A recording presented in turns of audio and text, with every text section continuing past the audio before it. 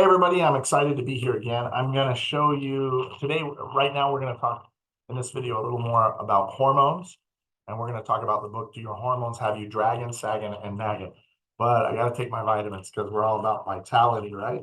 So I forgot to take these earlier today. So I'm going to take these before we get started. Fresca is about the only uh, soda I'll drink. No sugar in it. Let's see, what is it?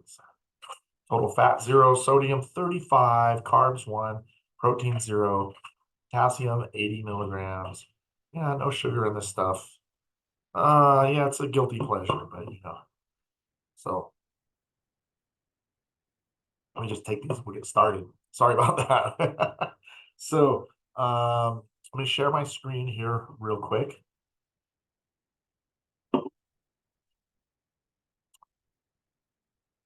Okay, let's do that. Hopefully you can see that. I'll come over here where I'm down here in the corner. Let's see. Let's mix it up this time. Put me in the other corner. Woohoo! All right. So this is my book. Do Your Hormones Have You Draggin, Sagging, and Nagging? You can grab it. I'll put the link in the download for a free copy here, or you can get it. You just grab the book or the audio file, um, and you don't have to enter your email address or anything like that. You can just go grab it. And again, like I said, I'll put the link in there in the description, or you could just go to freehormonebook.com and it'll redirect you to that page. So again, that's freehormonebook.com. Okay, so the name of the book is Do Your Hormones Have You Dragging, Sagging, and Nagging? Feeling Great Again might just be a few pages away. So believe it or not, like when your hormones are out of whack, you do feel like you're dragging, sagging, and nagging. Um, and I talk about all that in this book. So I just want to make this clear.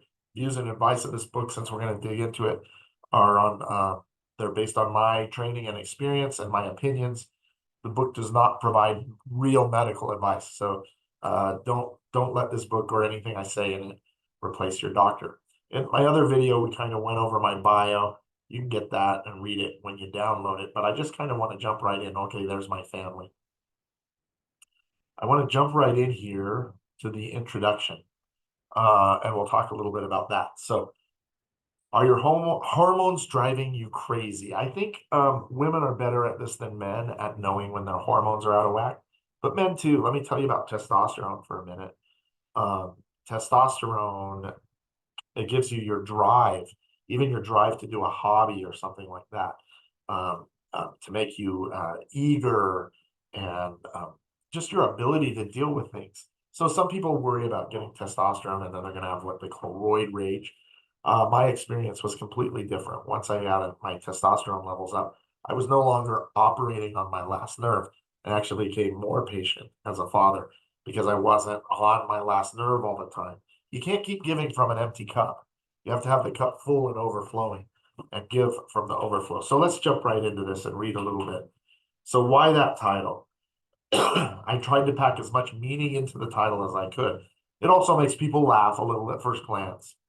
And then they realize there's actually more truth to the title than they want to admit. Why? Because they identify with everything in that title. Draggin, you're tired, you're worn out.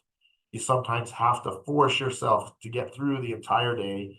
You wish you could sleep until 9 o'clock every morning, but you still need a nap around 3 o'clock in the afternoon. Fatigue is just a part of your life, and it's been that way for a long time. So, you don't even remember what it's like to have good energy. Exercise makes you even more tired, so you become a closet sugar junkie to give you energy for an hour, and you can't wait to go to bed. That's what draggin is. So when you look at the title, that draggin part, hopefully that doesn't resonate with you, but if it does, then this book can help. Sagging, you feel old even though you're really not. Your skin is starting to sag and look like leather. You hold your arm out and your tricep muscle waves in the wind. You've lost most of your muscle tone all over your body. You have bags under your eyes. Your chest is sagging, and age is most assuredly taking its toll. All that, and you haven't even got out of bed yet. Nagging. Your hormones can make you the wicked witch of the West the week before your menstrual period starts. That's the PMS stuff, right? But sometimes it seems like you're just plain irritable all the time. And the anxiety and why do you talk the way you do to the ones you love most? Pretty soon you're nagging everyone, including yourself. But then you say, well, I'm depressed.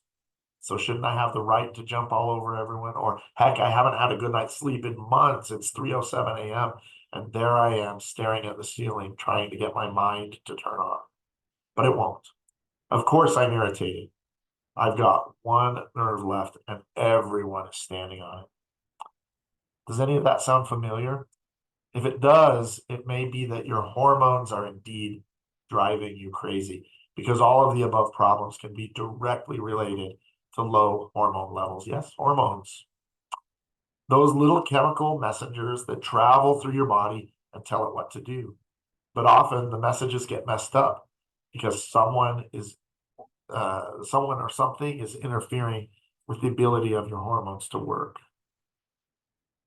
Your hormone levels have dropped, and so have you. Join me now in exploring the fascinating world of hormones. Fascinating because in the chapters of this book, you'll see how much of what is bothering, or your spouse, or your teenager, or your best friend could easily be treated with bioidentical hormones, natural hormones, not drugs. Join the millions of men and women who have discovered the truth about what's really causing so many of their health problems. Find out how you can stop dragging, sagging, and nagging for the rest of your life. So hopefully that sounds a bit interesting to you and you'll go download the book and read it. I'm going to talk a little bit more about it. I want to jump to a few parts that I really want you to see. One in particular is progesterone. I want to tell you a bit about that. Let's see. This why hormones is important. So if you read this book and understand what it's on, its pages can be life-changing experience. This book is meant to be a simple read. In other words, it's not going to be a complicated book with a lot of medical studies in it. It's meant for the average reader and to just achieve a basic understanding of bioidentical hormone therapy and the aging process. You probably know already that men and women are living longer today than they ever have before. But it's interesting to note that if you live past your 50th birthday, you can probably expect to live well into your 80s. That's going to mean for women that nearly half of your life you're going to spend heading into menopause and going through menopause or being postmenopausal. This book is going to be just about, it's not going to be just about menopause because with the use of bioidentical hormone therapy on young girls, as soon as they start their menstrual periods, all the way through their 90s with great success. We've been doing that regularly. So we have to remember that living a long life is not all there is to life. It's not just about living long, right? It's the last 30, how the last 30 years are spent. If they're in a rest home, that's not much quality of life. And what this book is all about and what I'm going to attempt to do is get you as a man or a woman to start thinking outside of the box as far as your health goes. The healthcare here in the United States has too many old paradigms. Too many of us have gotten a little bit lazy about not only our health, but about just accepting what our doctor tells us to do. When deep down inside, we know that taking drug after drug after drug is probably not the way to achieve maximum health. So now don't get me wrong, there are times when medications save lives, but the amount of medication that I see in our clinics being taken by men and women is sometimes, to say at least, appalling. So it's about quality of life, not quantity of life, right? So let me give you an example of the medical interchange we had with a new client as we interacted with them for the very first time. So this should be interesting to you. I've almost got all my vitamins taken. See, I'm still going. Got two more. So give you a little break here while I take this.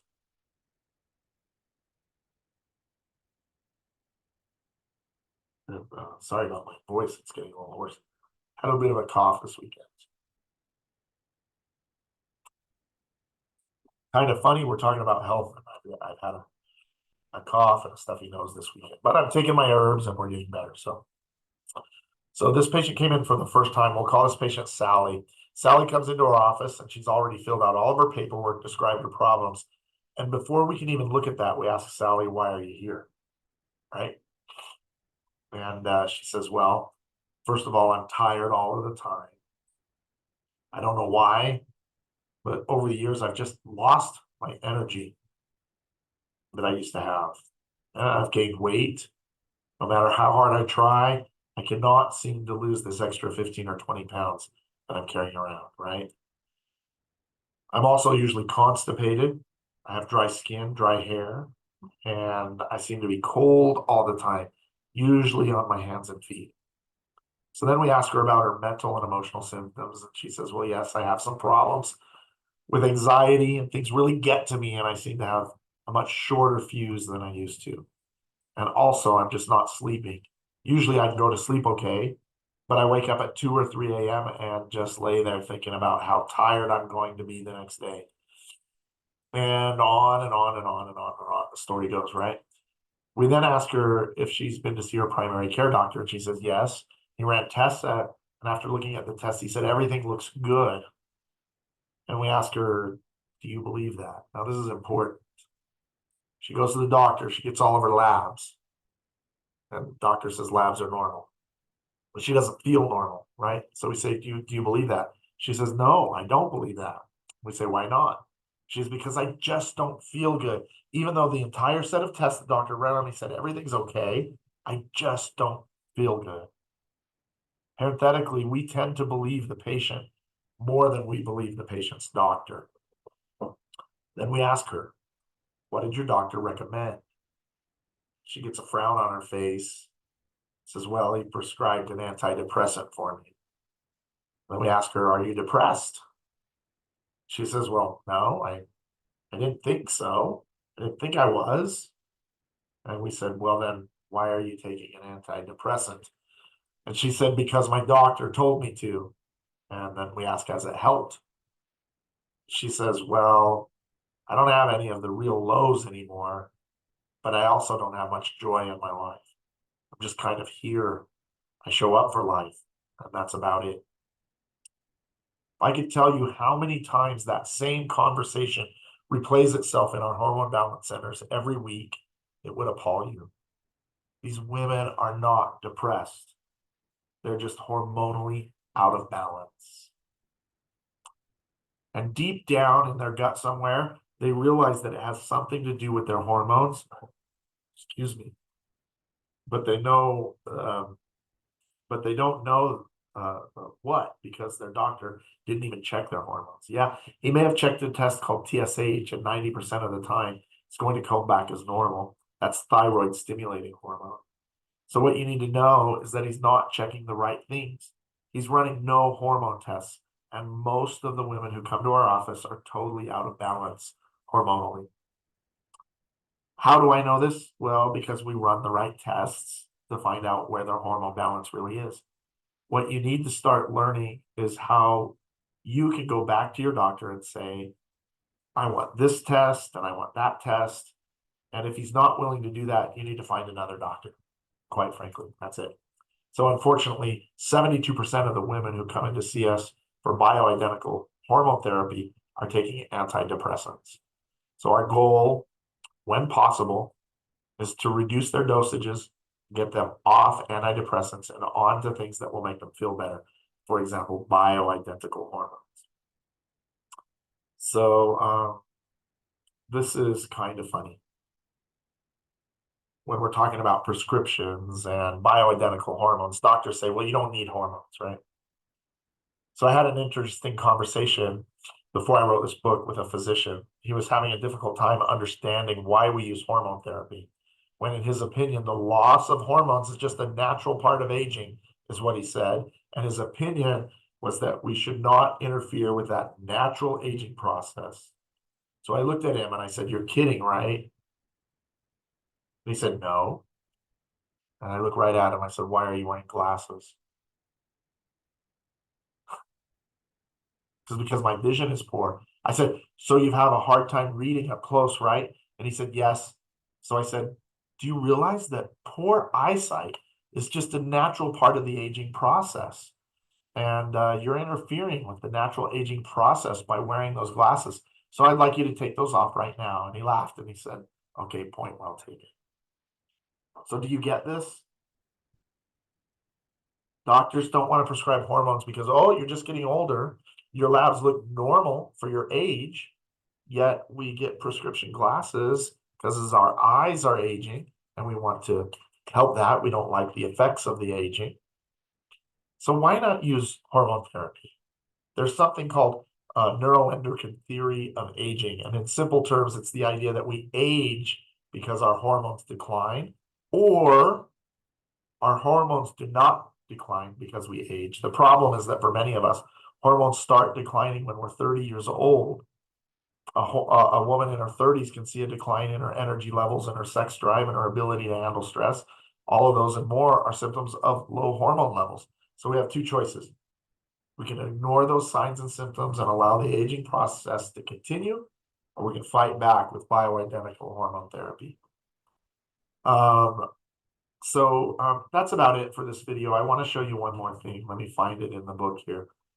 I want to show you the difference of synthetic hormones versus natural or bioidentical hormones. And in here I have a picture of a progesterone molecule. So I want to show you what that looks like. Let me get to it real quick here. Just be patient for a second. I don't remember what page it's on, but you'll just hang with me for a second here. We'll get there. So this is the difference. This is very important. The difference in bioidentical versus synthetic. People hear synthetic hormones cause problems or might increase the chance of breast cancer. That's true for synthetic hormones, but bioidentical means they look exactly like what your body makes. And people say hormones are bad. Well, then why does your body make them? You know, it's the synthetic ones that are bad and causing problems. So let me get to that picture here. I should have pre-found it. There it is. Okay. So here is a bioidentical progesterone. This is a human progesterone. Okay. It looks like that. And this is hydroxyprogesterone acetate. So this is like what you would find in birth control and synthetic progesterones. You see there's this extra molecule here. This is the bad stuff. This is the stuff your body rejects. This is what your body makes. So you can see it looks almost identical, except for they add this. And adding this synthetic part allows it to be not bioidentical. It's not what your body made. It's something different. That allows them to patent it, turn it into a drug, and sell it to you for more money. This stuff your body makes is cheap to buy at a compounding pharmacist. And so, yeah, just think about that, the difference. I hope you'll go download this book and give it a read. There's also an audio file, like I said, if you don't like to read. Nothing to do, nothing to enter or anything. You just go here, click download, grab the book, and it's yours. So I hope you've enjoyed that. I hope you'll go grab the book and read it. And that's about it. Have a great day.